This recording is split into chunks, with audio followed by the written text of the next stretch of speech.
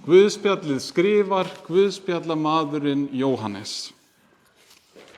Guði sé lof og dýrð fyrir sinn gleðilega boðskap. Í smá sætum. Guðspjall þessa drottins dags að finna í Jóhannesarguðspjalli, kapla 14, versum 12 til 14. The gospel of this day of the Lord is in the Gospel of John, chapter 14, verses 12 through 14. John 14, 12 through 14. Sannarlega segi ég yður, sá sem trúir á mig mun einnig gjöra þau verk sem ég gjöri. Og hann mun gjöra meiri verk en þau, því ég fer til föðurins. Og hvers sem þér biðjið í mínu nafni, það mun ég gjöra, svo að faðirinn veksamist í syninum. En ef þér biðjið með einhvers í mínu nafni, mun ég gjöra það. Þannig hljómar hið heilaga Guðspjall, lof sé þér Kristur.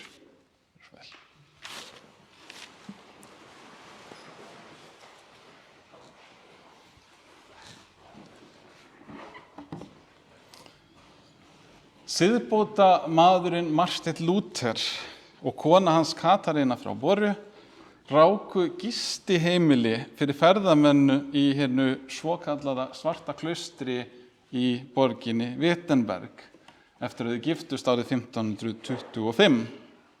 Eða reyndar var það Katarína sem sá allan reksturinn.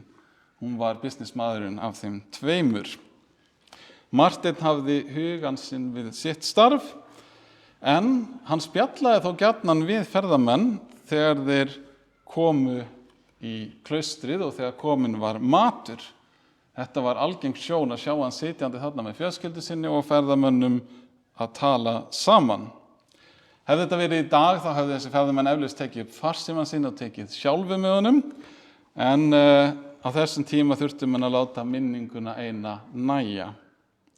En þó voru ýmsir sem að skrifuðu niður suma gullkornunum sem þeir heyrðu Martin segja við þessar máltíðir. Og þessum gullkornum hefur síðar verið safnað saman í bækur sem að bera nafnið Tischreden eða borðræður Luthers. Þannig í rauninni rangnefni, þetta var ekki borðræður, heldur þetta bara svona safn af alls konar hlutum sem hann hefur sagt og stundum kannski sagt óvarlega eða án nákvæmni, og þetta í tilviljanakenndri röð og oft án frekara samhengis. Þetta bara svona safn af alls konar sem hann hefur sagt við þessi tilefni. Sumir nálgast Guðspjöllin og orðið Jesú eins og þau væru svona samtíningur af alls konar hlutum sem að Jesús hefur sagt, sem hvorki hefur né þarfnast frekara samhengis. Guðspjallið sem við höfum lesið í dag sýnir það greinilega að svo ekki. Það þarf að lesa ritninguna í sínu samhengi. Því hvað þýðir það eiginlega þegar Jesús segir það að sá sem trúir á hann mun gera meiri verk heldur en þau sem að Jesús vinnur? Að þeir munu vinna meiri verk en þau sem Kristur vinnur. Hvers konar verk getur það verið sem meira verk heldur en það sem Kristur vinnur? Og hvernig mælum maður svoleiðis eiginlega? Þýðir það að þeir sem að trúa á Krist geta gert meiri kraftaverk heldur en hann, stærri og flottari? Þýðir það að þeir sem að trúa á Krist geti læknað fleiri en Jesús gerði á einfaldari hátt? Eða fyrst Kristur gaf líf sitt í sölurnar fyrir syndir alls heimsins, geta þeir sem á hann trúa gefið líf sitt í sölurnar fyrir eitthvað sem ennþá stærra og ennþá meira heldur en syndir alls heimsins? Getur það verið það sem átt við? Reyndar segir Pétur postuli í kaflanum undan, bara stuttu undan þessum texta, þá segir hann einmitt að hann vilji gefa líf sitt í sölurnar fyrir Jesú. Og þá svarar Jesú með þessum orðum, viltu leggja lífið þitt í sölurnar fyrir mig? Sannarlega segi ég þér, ekki mun hani gala fyrir þú hefur afneitað mér 3 svar. Og síðar í Jóhannesarguðspjalli, í 21. kafla, alveg í blá endan á Guðspjallinu, þá kemur reynda líka fram að Pétur átti að lokum eftir að deyja fyrir trú sína á Jesú. Þannig að hann gerði það reyndar, hann lagði líf sitt í sölurnar fyrir Jesú.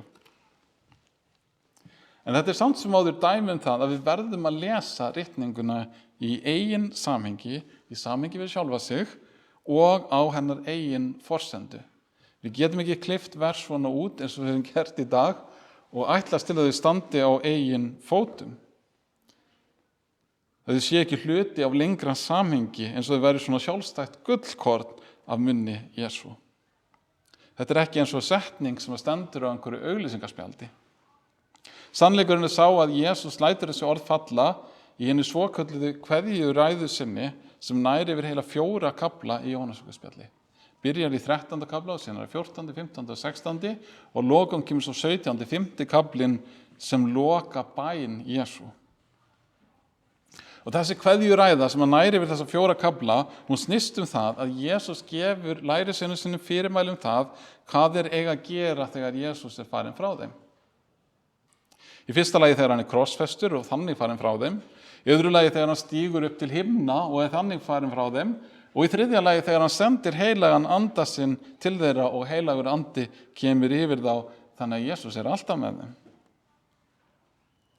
Hvernig á það líf sem að Jesús hefur gefið lærisveinum sínum að líta út þegar þangað er komið? Og þetta er efni kveðjuræðu Jesú í þessum 4 köflum.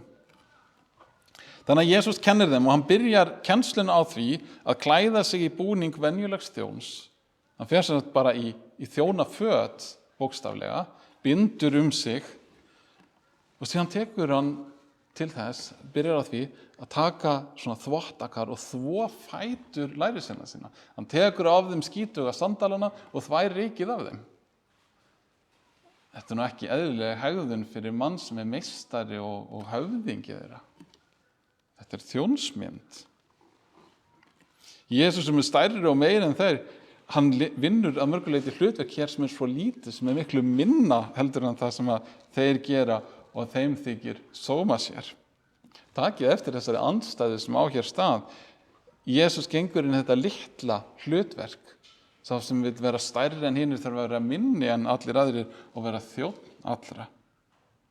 Og síðan segir hann lærisveinarnir munu vinna stærri verk heldur verk hans. Hér einhverja andstæður á ferli, það ekki? Jesús hvetur síðan lærisveinana sína til þess að taka sig til fyrirmyndar fyrir þá. Hann vill vera þeirra fyrirmynd. Lífið í ríki Krists er líf í þjónustunni við náungan. Og í raun og veru þá stangast þetta algjörlega á við það sem lærisveinarnir voru að hugsa sjálfir. Þeir voru að berja sín á milli hver væri mestur og stærstur og bestur. Oft á tíðum stangast á við þá hugsun sem að mér og þér finnst eðlilegast að hugsa. Og svo sannarlega stangast þessi hugsun, það að vera þjónn allra, á við það sem er almenn hugsun í okkar samfélagi. Frá því þegar ég var lítill krakki þá var mér kennt að setja sjálfa mig í fyrsta sæti. Þú verður að velja þá lífsleið sem að veitir sjálfum þér hamingju og ekki vera að hugsa það hvað aðrir ætlast til af þér. Þetta var boðskapurinn þegar í grunnskóla, allt frá því að ég var lítill.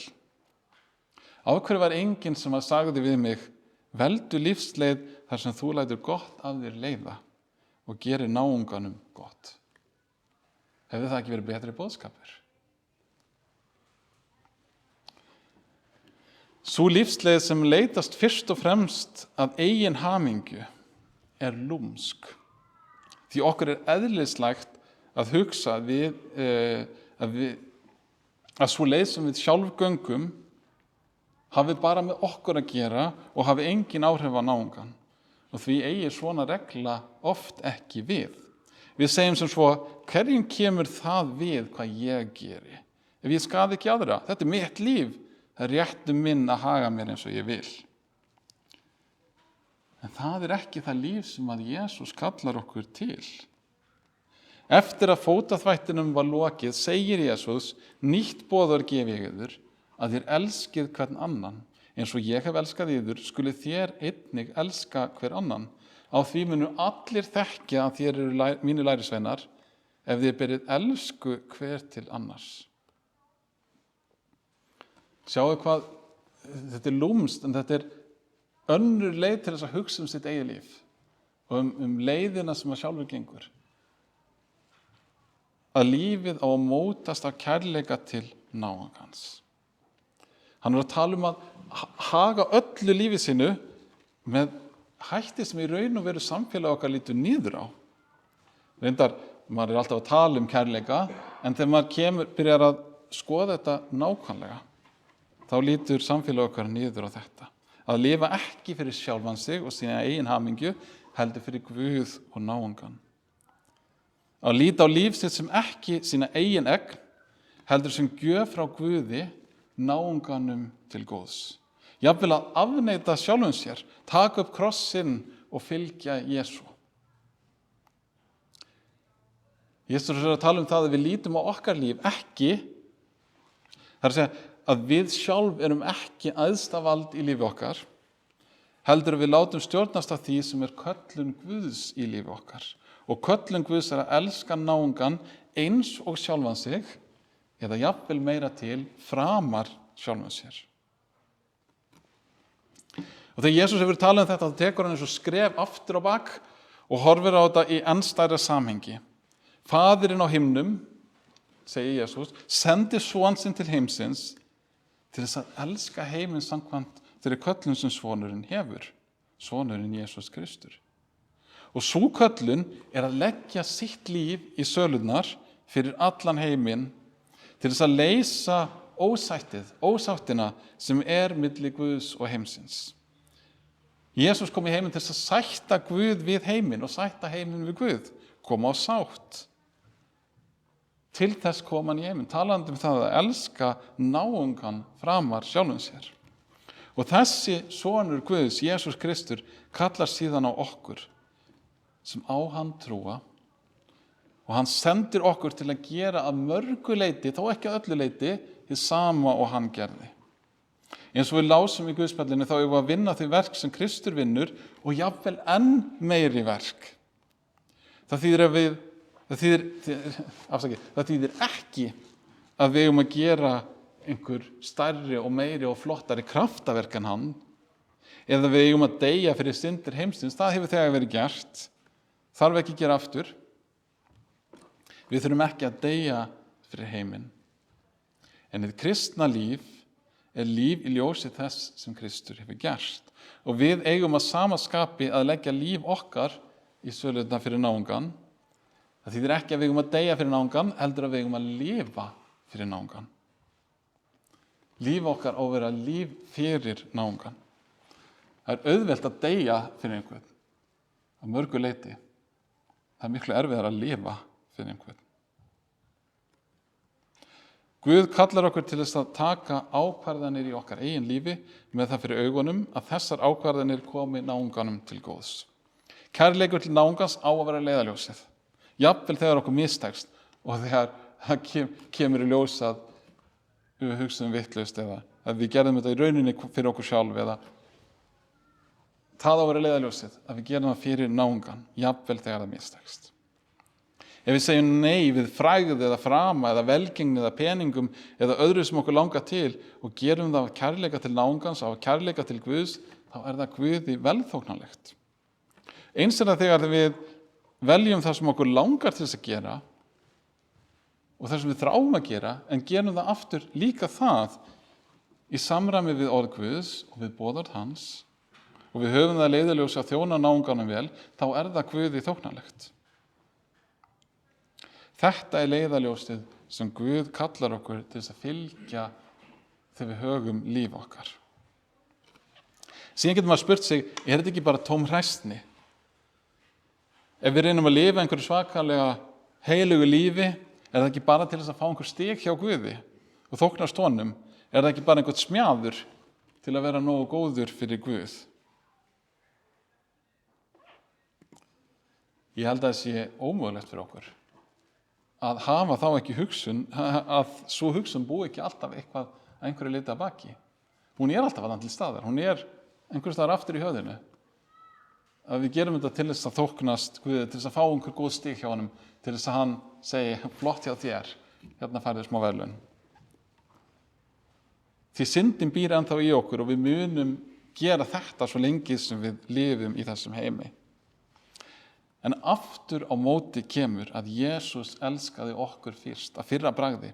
Hann lagði líf sitt í sölurnar fyrir okkur að fyrra bragði. Hann var fyrstur. Hann dó fyrir okkur að fyrra bragði. Hann reis upp frá dauðum að fyrra bragði.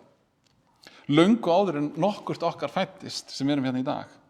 Við getum ekki verðskuldað gjöf hjálpræðisins. Við getum ekki gert neitt af þessu til þess að þóknast Guði þannig að við verðskuldum þetta af þeirri einföldu ástæðu að Jesús nú þegar búinn að gefa okkur þessu gjöf.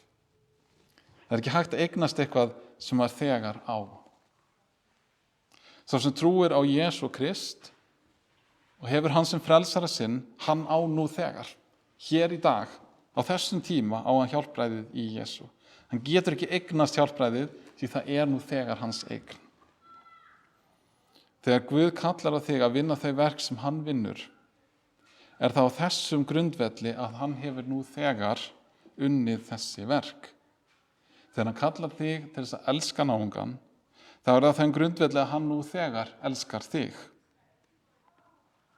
Þegar hann kallar þig til þess að lifa lífinu þínu í kærleika til náungans, þá er það á þeim grundvelli að hann hefur nú þegar lifað lífi sínu fyrir þig.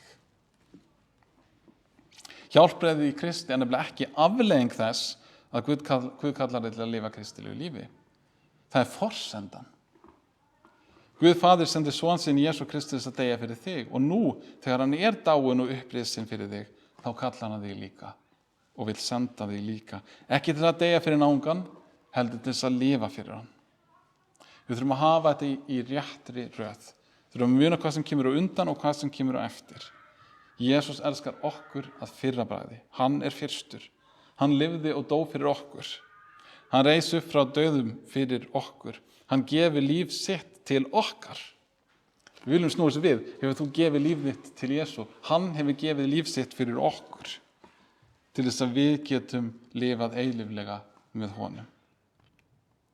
Og því næst á þeim grundvelli, með það að leiðarljósi, þá kallar hann okkur til að lifa fyrir sig og fyrir náungan. Dýrð sé Guði Föður sínu og heilugum anda, svo sem var í upphafi, er enn og verða mun aldir alda. Amen. Skulum rísa aftur úr sætum og játa saman okkar heilugu trú.